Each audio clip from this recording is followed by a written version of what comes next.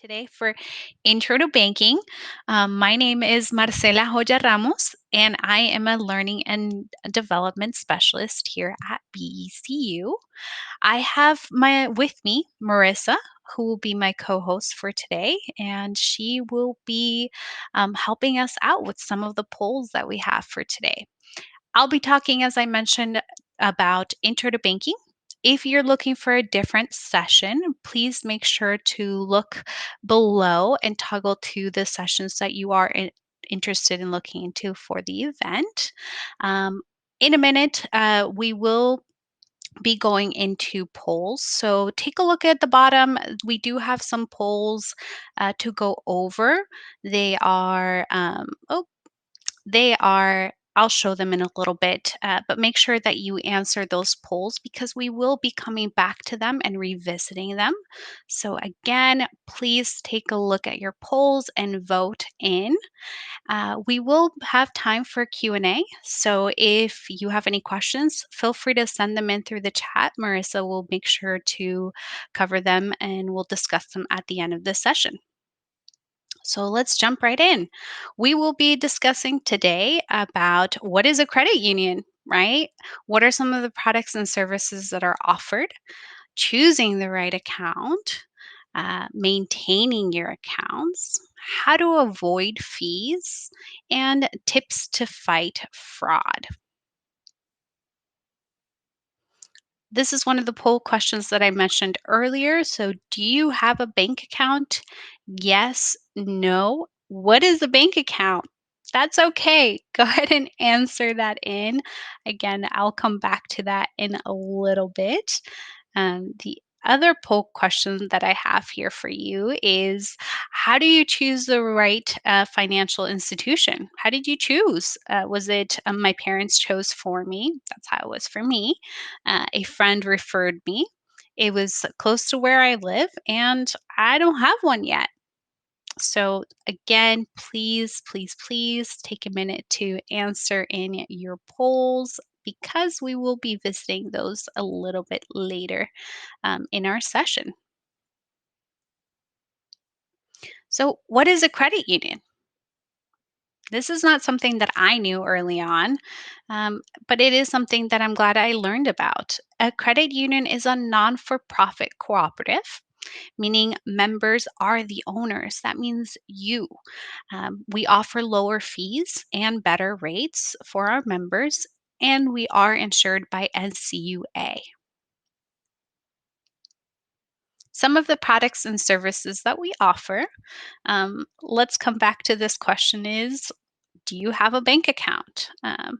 Marissa, by chance, have you had a chance to, um, did we get any answers yet? It looks like 88% of our members tuned in do have a bank account, which is exciting. Ooh, that's great. 88%. That's awesome. I'm excited to hopefully this is more knowledge for your future and you learn a little bit more about how to maintain your accounts. That's great. Thank you, Marissa. Absolutely. So, some of the accounts that you may already have is a savings account or a checking account. Let's come back to the PowerPoint. Perfect. Here we are. So, we may have a savings account, a checking account, a certificate of deposit, which you'll often hear it being called a CD, not the old CDs that you could like put into your disc and play with your headphones, similar to the one I am wearing, but they're called certificate of deposits for putting money away, and a money market. These are all deposit accounts for you to manage your money and savings. So, what is the difference between a checking and savings account? You may have a savings account and you're wondering, well, why do I need a checking account, right? A checking account is for your everyday spending. If you have to go get gas, right? If you currently have a job or if you're driving to school when you are back in school or extra activities, you may need to get gas. And so, a debit card or your checking account is a great way to access those everyday spendings. Sometimes it can accrue interest as well, which is nice. versus a savings is to save money. It's where you're storing money away. Let's say you have a goal to get a car, right? Or you want to do this really get these really cool Yeezys. Um, you're going to want to put money away in your savings so that you budget for that. Our savings accounts most always do accrue interest, but there are zero interest savings accounts if that is something that's important to you and your values. Some of the common loan types that we offer are auto loan, right? Vehicle loans, mortgages, you may have heard that, and credit cards. There is also online banking, mobile app, bill pay, money manager, and Zelle. Bill pay is where you can pay your bills. So let's say you're paying for your car insurance, you can set it up through there and send that money off through your online banking and bill pay. And Money Manager is how you can manage your accounts. Zelle is where you can pay your friends. Let's say you go out to dinner when it is safe to do so, and they actually cover the bill, and you're like, okay, I'll send you money for that later. You can do it all through Zelle. Easy peasy. There are other services that are offered at the credit union and here at BECU, which can be investing, insurance, and financial guidance for your future. It's never too early to think about financial guidance, especially long term goals. Great way to start there. So, what is a debit card versus a credit card? So, a debit card is tied to your checking account, right? That everyday spending. When you're going to go get gas, you're going to use that debit card, right? It's going to come directly out of your checking account. There's no interest payments. It does not build your credit. And you most always have to use a PIN number when it comes to your debit card. Versus a credit card, you have to be 18 to qualify. You do have to pay interest on unpaid balance. That's the key part.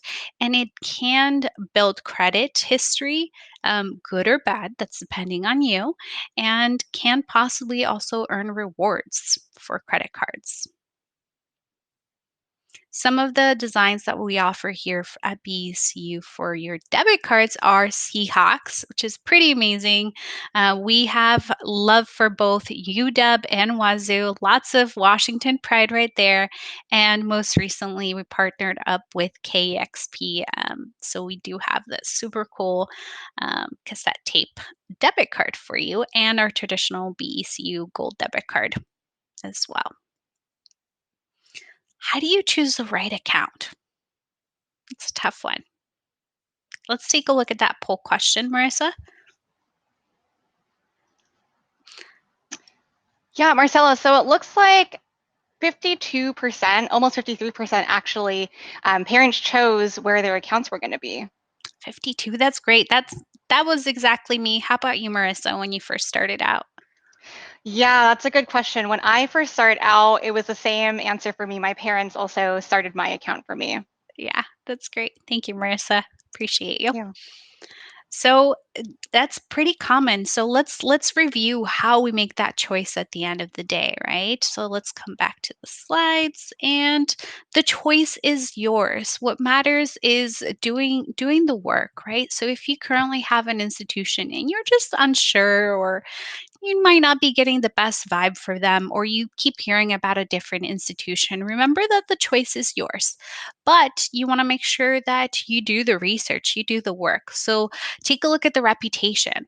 What have your family and friends said about that institution that you're considering or looking into? Do the research, Google them. Take a look at the fees that are associated with that account or that institution that you're looking at. What are the ATM fees? Are there any monthly fees or overdraft fees that I have to be worried about? Also, interest. What are the interests on loans? Eventually, I want to get a new car, right? You guys are in the age that you may want to be purchasing a new vehicle. And so, what are my options so that I get a good rate when I start off? Or when I start with my first credit card, what are my options so I can get a good rate and start in a good foot there? And deposit accounts. You're saving, you're working super hard for every penny that you earned. I know I am, sure you are. And so, you want to earn good interest on that money that you save through your savings accounts, right? And what is the access for those accounts? So, again, take a look at that institution. What are the locations? Are they nearby? What are the online services if they're not close? Are they easily accessible that I can quickly check my accounts and not have to worry about not knowing what's happening? The choice is yours. Once you feel good about the choice, talk to your parents and see how you can move forward. Or maybe it validates the choice of the institution that you're already in, and you can like high five your parent. You're like, pretty cool, dad or mom. Thank you for that. Grandparents or whoever is helping you out through that. Um, but take a look and see if you'll be surprised. So, how can you avoid fees? This is pretty important, right? Don't pay ATM fees.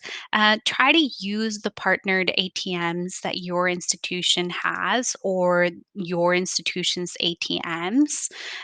If there's none near you, think about maybe withdrawing larger amounts less often so that cash goes a long way.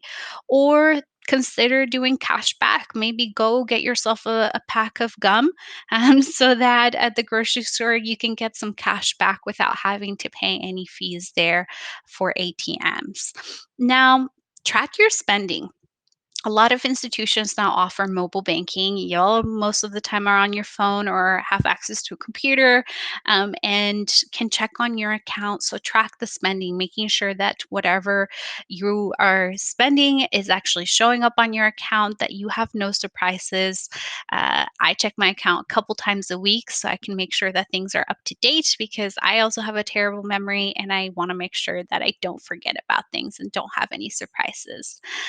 Set up direct deposit. If you are currently employed, talk to your employer and see if you can get direct deposit. What this means to you is that your paycheck can go directly into your account without you having to get this check, figure out an ATM, or go into a teller, or even through the mobile app. If that's not an option, mobile app is a great way to deposit your money. But uh, direct deposit. They do it all for you and you get the money right at midnight. So nice. And lastly, ask for the occasional fee reversals. Fees are going to happen from time to time. I know I've been there. Most everyone has at one point or another. So just ask. You don't lose anything in asking. So, available balance. What is an available balance? Sometimes we see our accounts, let's say we have $100 and we go to get our hair cut or the barber shop and we spend $40, right? We charge $40, but we tip our stylist $10 because they did a great job and that's a service that they provided. And so we decided to tip $10.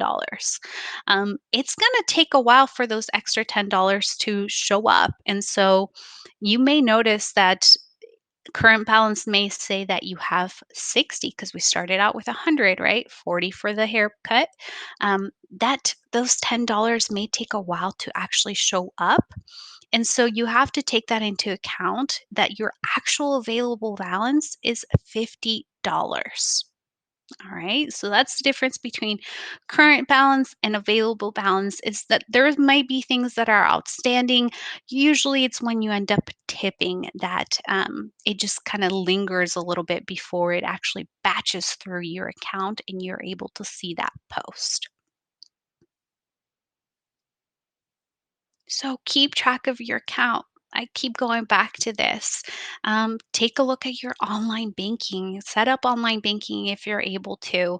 Mobile banking is a great option. Again, check in with your institution and see if that's an option so that you can quickly check your account and on the go, right? If you decide to go out to dinner with friends and you're unsure, or if you're about to go to the mall and you're in the parking lot and you need to figure out what your spending amount is for that shopping spree that you have, hop into your mobile app real quick and take a look at what is available, what your budget is. It's going to be the best way to keep track of your accounts, make sure that you don't overspend, so that you can avoid fees, and make sure that there's no fraudulent account transactions that are actually going through your account, right? You can go old school and do spreadsheets. If you're super good at Excel, go for it. Why not? You can create an Excel sheet, challenge yourself, and track it that way.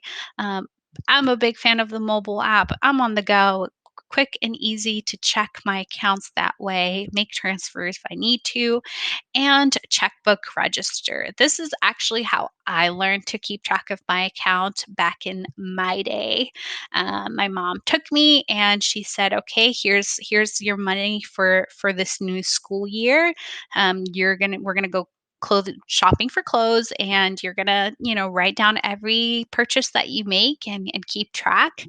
um, Pretty much a couple months after that, mobile banking, not mobile, but online banking was available. So I quickly hopped on that because I was not the best at checkbook register. But if you love pen and paper, why not go for it? It's a great way to take a look at your accounts and keep track. That's the most important. It doesn't take long. Just jump in there, take a look and see what's going on in your accounts.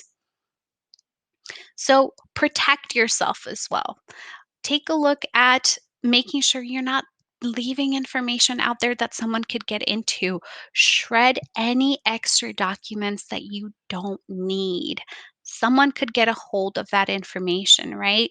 Uh, there's plenty of reports in the news of mail being stolen, even in like neighborhood blogs that mail gets stolen, your account statements in there, or extra information that it should not be out there. Make sure you shred things as much as possible.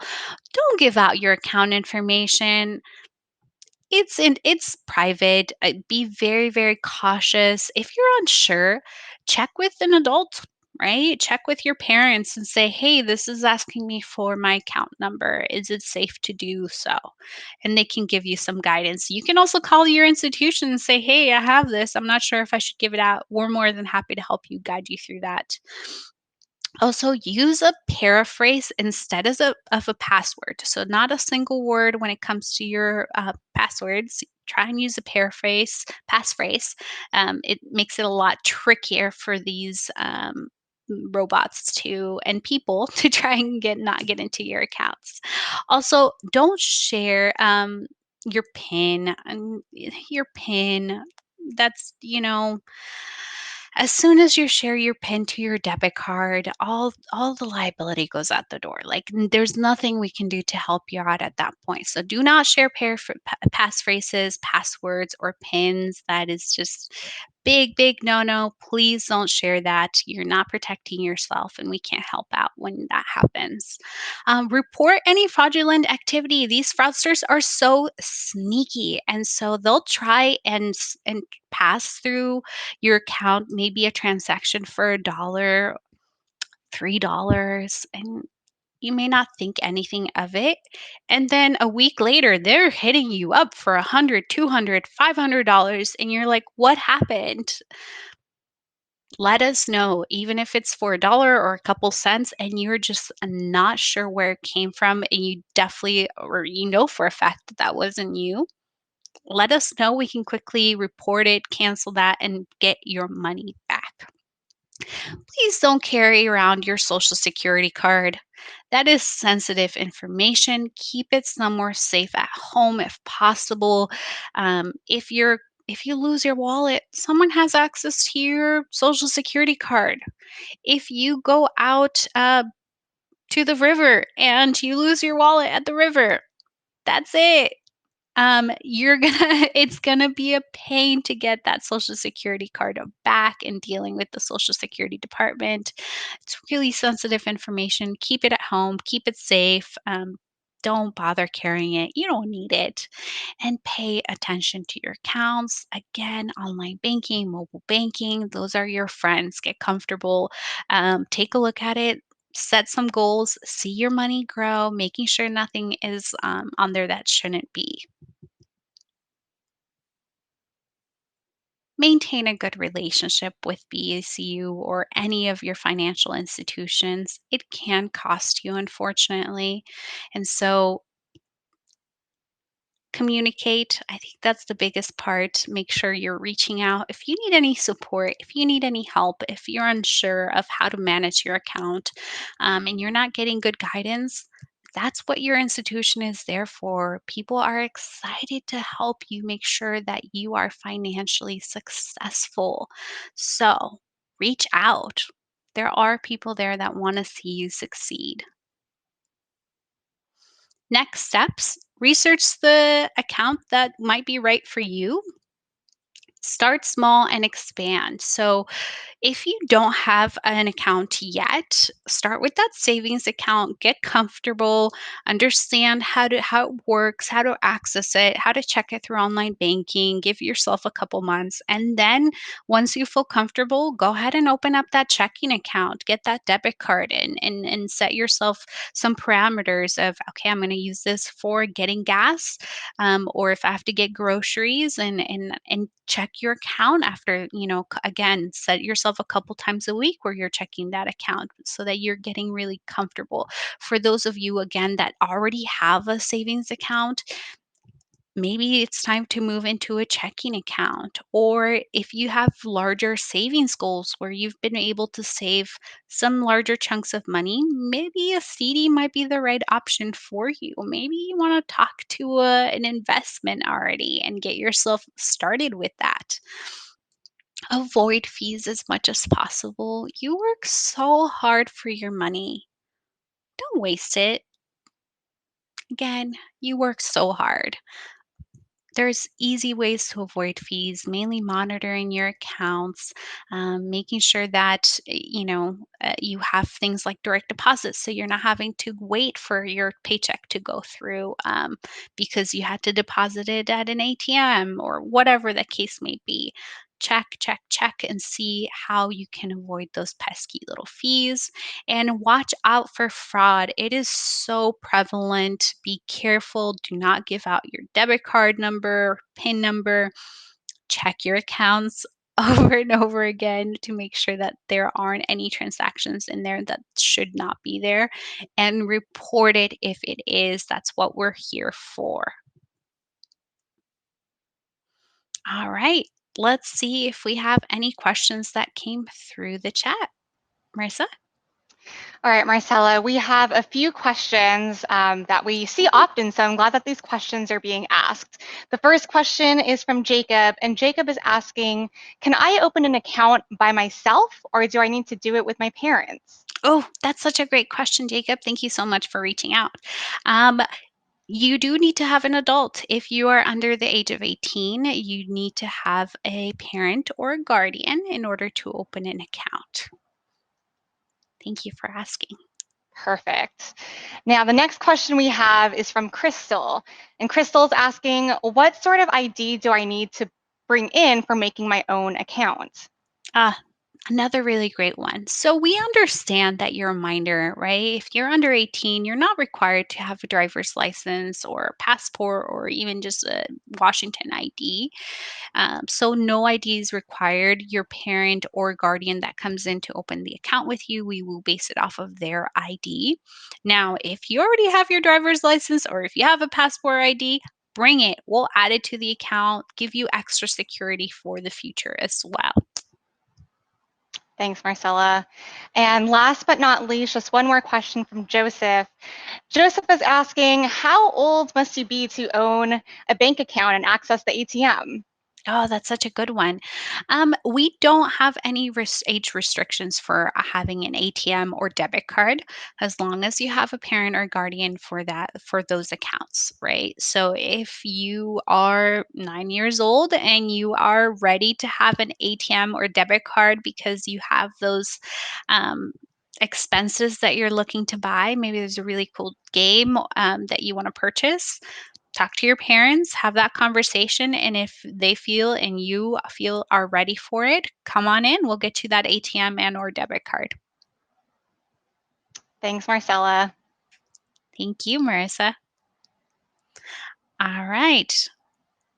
Let's see if there's any more questions. If not, we do have another session coming up about, I believe it is budgeting for teens, which is a really fun session. So don't go away, stay tuned.